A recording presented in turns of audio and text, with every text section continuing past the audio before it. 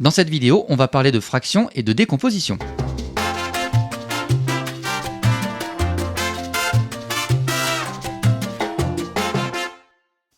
Alors, une fraction, ça représente le partage d'une quantité en parts égales.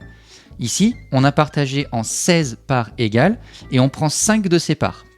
On a donc ainsi une fraction, 16 étant le dénominateur, le nombre de parts total, et 5 est le numérateur, le nombre de parts que l'on a pris.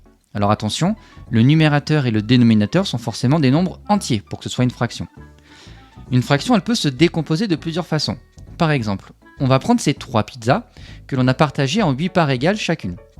Pour la première pizza, on en prend 3 parts. Ça correspond à une fraction 3 huitièmes. La seconde pizza, on en prend 6 parts, qui correspond à la fraction 6 huitièmes. Et pour la dernière pizza, on n'en prend qu'une part, ça correspond à la fraction 1 huitième. Si on assemble toutes ces parts, on a donc 10 parts au total, donc comme fraction 10 sur 8.